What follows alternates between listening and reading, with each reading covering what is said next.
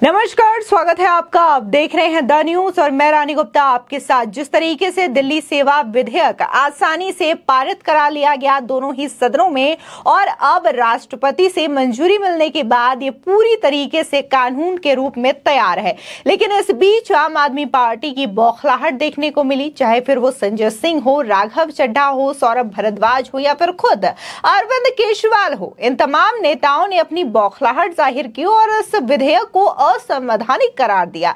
लेकिन इस बीच अब देखने को मिल रहा है कि गृह मंत्री अमित शाह के द्वारा जो कानून को लेकर के 3 विधेयक पेश किए गए हैं लोकसभा में, जो कि अंग्रेजों के द्वारा बनाए गए कानून है, उसमें संशोधन को लेकर के तो इस बिल से भी अब आम आदमी पार्टी गैंग जो है वो बौखला चुकी है। न सिर्फ सौरभ भारद्वाज बल्कि उनकी जो प्रवक्ता है प्रियंका कक्कड़, वो भी इसको लेकर के बयान देते हुए नजर आ रही हैं। आपको बता दें कि उनका कहना है कि अब बीजेपी के पास कोई विजन ही नहीं बचा है, कोई मुद्दा ही नहीं बचा है, जिसकी वजह से वो इस तरीके के विधेयक ला रही है, लोगों को भटकाने का काम कर रही है। तो वहीं दूसरी ओर जो सौरभ भारद्वाज का बयान था दिल्ली विधेयक को लेकर के, और उन्होंने कहा था कि अब तो एलजी अपने मनमाने ढंग से दिल्ली में सरकार चलाएंगे।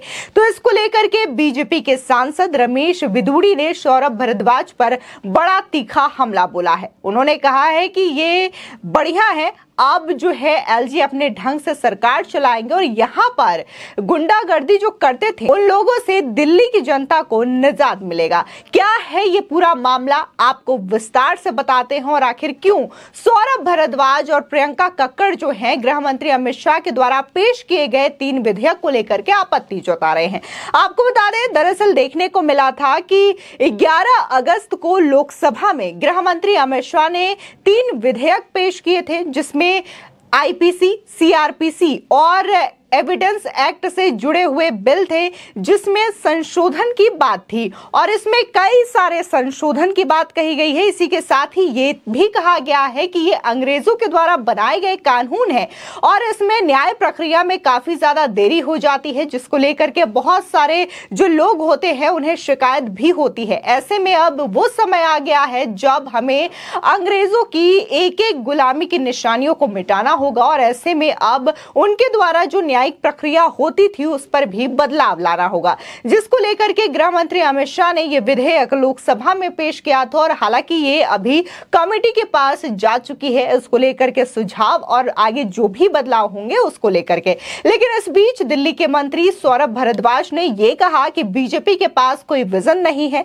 उन्होंने ये भी कहा है कि ये नए कानून वैसे भी मुख्य मुद्दों से भटकाने के लिए लाए जा रहे हैं। दरअसल सौरभ भारद्वाज ने कहा कि बीजेपी के पास कोई विजन नहीं है, ऐसे भी मुख्य मुद्दों से भटकाने के लिए ये नए कानून लाए जा रहे हैं। मेरा मानना है कि जब भी बीजेपी के लोग गलत बयान दे तो उनके खिलाफ मानहानि का मुकदमा दायर कर देना चाहिए। सुनिए सौरभ भारद्वाज इन 3 बिल को लेकर के क्या कह रहे हैं। बीजेपी कहती है कि हम कॉलोनियल माइंडसेट को बदल रहे हैं, दूसरी तरफ ऐसे कानून लेके आ रहे हैं। भारत माता की बात करते हैं कि India is mother of democracy, लेकिन ये तो India is the father of dictatorship की तरह काम हो रहा है।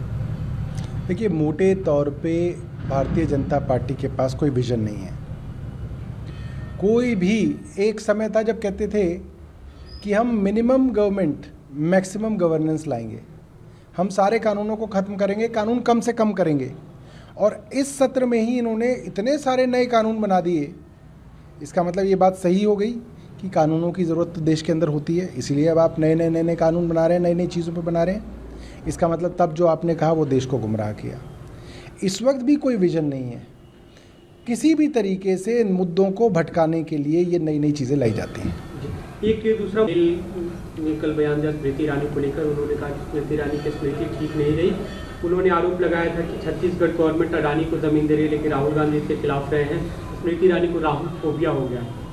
देखिए, मेरा मानना है कि इस तरीके के भारतीय जनता पार्टी वाले लोग जब जब गलत बयान दें, इनके ऊपर भी डिफेमेशन के मुकदमे कराए जाने चाहिए। जिस तरह से ये अपने अपने राज्यों में पुलिस का इस्तेमाल करके लोगों को परेशान कर रहे हैं, बाकी राज्यों में इनके खिलाफ जो है डिफेमेशन केस कराने चाहिए, तभी भारतीय जनता पार्टी झूठ बोलना बंद करेगी। प्रियंका गांधी के खिलाफ मध्य प्रदेश में कई जगह FIR हुआ है। मामला है कि एक चिट्ठी वायरल हो रही थी 50% कमीशन का की सरकार बताया गया था, जिसमें शिवराज सिंह चौहान को उस मामले में, और वो कंप्लेनेंट भी अब नहीं मिल रहा है, पुलिस का कहना है। देखिए, मध्य प्रदेश में तो व्यापम घोटाला हुआ था, जिसके अंदर सारे गवाह एक एक करके मार दिए गए, एक पत्रकार तक की हत्या कर दी गई।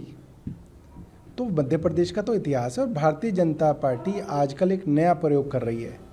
जहाँ जहाँ भारतीय जनता पार्टी की सरकारों के खिलाफ कोई भी शिकायत आती है, ये शिकायतकर्ता को अक्सर गायब कर लेते हैं, डरा देते हैं, धमका देते हैं, कई बार लालच दे देते हैं और इस तरीके की शिकायत का दूसरे आदमी के ऊपर उल्टा मुकदमा चलाते हैं। ये इनकी नई मोडस ऑपरेंडी है। इस तरीके के प्रयोग ये कई जगह कर रहे हैं। वहीं आम आदमी पार्टी की नेता और प्रवक्ता प्रियंका कक्कड़ ने भी अमित शाह के द्वारा पेश किए गए विधेयक को लेकर के ये कहा है कि ये जो विधेयक पेश किया गया है गृह मंत्री अमित शाह के द्वारा, अमित शाह के पास कानून के क्षेत्र में विशेषज्ञता नहीं है। प्रियंका कक्कड़ कहती हैं कि अमित शाह के पास बहुत सारी विशेषज्ञता है, लेकिन कानून उनमें से एक नहीं है। जब तक मसौदा पैनल में जांच एजेंसियों का प्रतिनिधित्व नहीं होगा, तब तक आपराधिक कानूनों में कोई सुधार नहीं हो सकता है। सुनिए प्रियंका कक्कड़ क्या कह रही हैं। न्याय संहिता, नई न्याय संहिता आई है, उस पे कपिल सिब्बल का बयान है। उन्होंने कहा कि एक तरफ ये लोग कॉलोनियल माइंडसेट से मुक्ति दिलाने की बात करते हैं, दूसरी तरफ ऐसे कानून लेकर आ रहे हैं। ये भारत माता कहते हैं India is the mother of democracy, but I think it's the father of dictatorship. I believe कि अमित शाह जी की बहुत एक्सपर्टीज़ है, but law is not one of them. और मुझे लगता है कि जब तक ड्राफ्टिंग पैनल में कम से कम कुछ रिप्रेजेंटेशन ना हो इन्वेस्टिगेशन एजेंसीज़ का, तब तक आप देश के क्रिमिनल लॉज में सुधार नहीं ला सकते। कल प्रियंका गांधी के खिलाफ भोपाल के मध्य प्रदेश के कई जगहों पे एफआईआर दर्ज हुई, जो उन्होंने 50% कमीशन की सरकार का आरोप लगाते हुए शिवराज सिंह चौहान पे जो एक आर्टिकल था उसे शेयर किया था इस मामले में। देखिए, मुझे लगता है कि भाजपा सरकार वैसे तो झटका ओवर हलाल प्रेफर करती है, तो एक ही बार में झटका मारकर सारे विपक्षी दलों को जेल में डाल दे और लोगों के मुद्दे पर काम करने लग जाए। और वो क्या चाहते हैं? मध्य प्रदेश एक ऐसी जगह है जहाँ व्यापम स्कैम हुआ था, जहां ऐसा बताया जाता है कि 45 लोगों की विटनेसेस को मार दिया गया था, जिसने जो विसल ब्लोअर थे। तो कोई भी विसल ब्लोअर सामने कैसे आएगा बताइए? जी, मुद्दा है अभी हरियाणा में जिस तरह नूह में दंगे हुए, हिंसा भड़की, उन्हीं जो यात्रा हो रही थी, जिस यात्रा के बाद ये सब हुआ था, उस यात्रा को फिर से रिज्यूम करने की मांग की हिंदू संगठनों ने कल महापंचायत बुलाई गई थी। उसमें ये फैसला हुआ कि 28 तारीख को फिर से यात्रा निकाली जाएगी, रिज्यूम की जाएगी। ये साफ दर्शाता है कि केंद्र सरकार और भाजपा सरकार, जो वहाँ पर भाजपा की सरकार है, उस पर किसी को भरोसा नहीं है और सब अपनी सुरक्षा अपने हाथों में ले रहे हैं हम। तो ये सीधे तौर पर केंद्र सरकार की नाकामी दर्शाता है लॉ एंड ऑर्डर की। आपको बता दें, दरअसल 11 अगस्त केंद्र की नरेंद्र मोदी सरकार ने 3 ऐसे बिल लोकसभा में पेश किए जो कई कानूनों की नई परिभाषा तय कर सकती हैं। गृह मंत्री अमित शाह ने भारतीय न्याय संहिता बिल, भारतीय नागरिक सुरक्षा संहिता 2023 और भारतीय साक्ष्य अधिनियम बिल पेश करते हुए राजद्रोह कानून को पूरी तरीके से खत्म करने का ऐलान भी किया है। इस बिल के जरिए उन्होंने कहा है कि इन विधेयकों से आपराधिक दंड संहिता में आमूलचूल परिवर्तन होगा। इसके साथ ही इंडियन पीनल कोड अब भारतीय न्याय संहिता कही जाएगी। इसी के साथ ही जो लव जिहाद का आजकल बहुत सारा केस देखने को मिलता है, ये भी अब आपराधिक श्रेणी में आएगा। इसी के साथ ही महिलाओं पर हो रहे अत्याचार को भी इस पर खास ध्यान रखा गया है।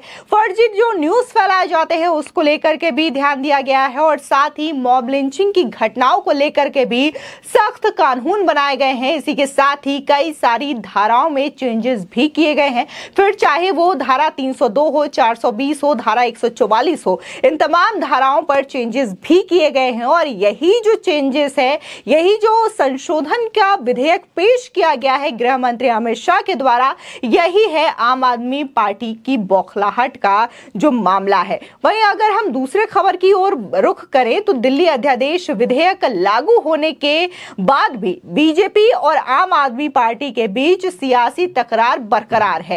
अब केजरीवाल सरकार में मंत्री सौरभ भारद्वाज के बयान पर भारतीय जनता पार्टी के सांसद रमेश बिधूड़ी ने बड़ा पलटवार कर दिया है। उन्होंने तंजिया लहजे में यह कहा है कि अब उपराज्यपाल विनय सक्सेना के होने से आपकी गुंडागर्दी से दिल्ली वालों को मुक्ति मिल जाएगी। आप जब दिल्ली की सत्ता में आए थे तो डीटीसी के बेड़े में लगभग 6,500 बसें सड़क पर चलती थी। अब दिल्ली में केवल 2,500 बसें ही रह गई है। साथ ही उन्होंने कहा कि आपने पिछले 9 वर्षों में दिल्ली को बर्बाद कर रखा है।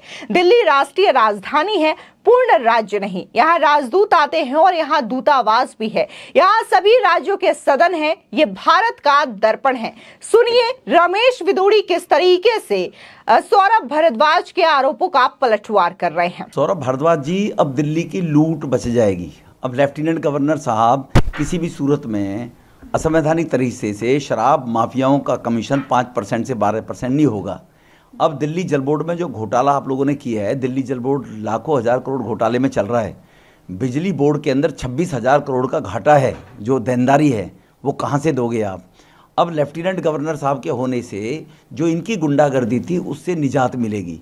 जब ये आए थे दिल्ली में लगभग 6,500 बसें चलती थी, आज दिल्ली में 2,500 बसें रह गई हैं। आपने कहा था 11,000 बस लेकर आएंगे, 9 साल में क्या करते रहे। आप देखिए 9 साल से केंद्र में मोदी जी के नेतृत्व में भाजपा की सरकार है, एनडीए की सरकार है।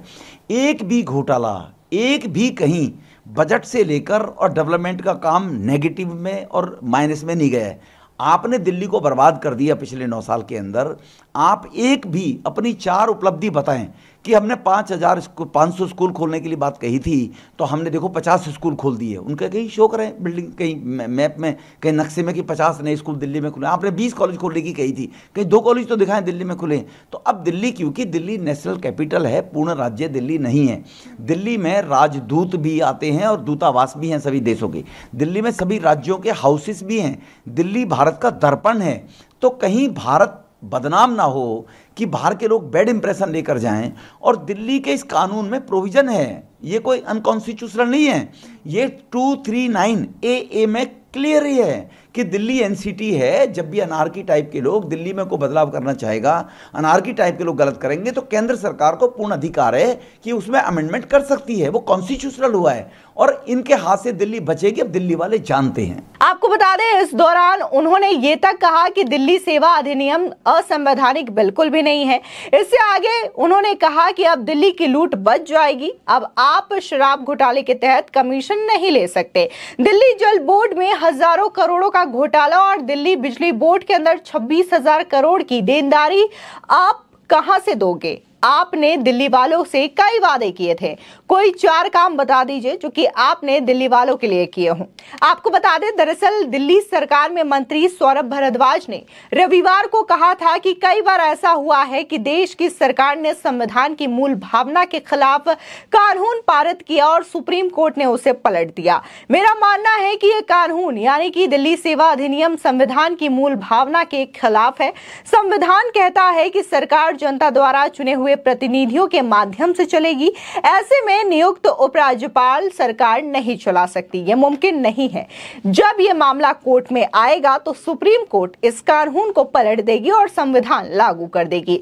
जब तक एलजी मनमाने ढंग से सरकार चलाएंगे और जनता का काम रोकेंगे, यह दिल्ली के लिए दुर्भाग्यपूर्ण होगा। आपको बता दें कि जिस तरीके से दिल्ली सेवा विधेयक को लेकर के लगातार आम आदमी पार्टी हमलावर रही है, तरीके से आरोप लगाती रही है, साथ ही उन्होंने ये तक कहा कि यह बिल जो है पूरी तरीके से असंवैधानिक है। लेकिन जब गृह मंत्री अमित शाह के द्वारा यह बिल दोनों ही सदनों में पेश किया गया था तो बाकायदा कोर्ट का भी हवाला दिया गया, संविधान का भी हवाला दिया गया और गृह मंत्री अमित शाह ने यह कहा भी है कि यह जो बिल लाया गया है संविधान इसकी इजाजत देता है सरकार को और सदन को कि सदन जो है बिल ला सकती है और अध्यादेश दिल्ली पर लागू कर सकती है। और अब तो इस बिल को पूरी तरीके से राष्ट्रपति से भी मंजूरी मिल गई है, यानी कि दिल्ली अध्यादेश जो है अब पूरी तरीके से कानून की शक्ल में भी आ गया है। फिलहाल इस खबर को लेकर के आपकी क्या राय है हमारे कमेंट सेक्शन में जरूर बताएं। आगे की और भी अपडेट के लिए चैनल को सब्सक्राइब करना ना भूलें।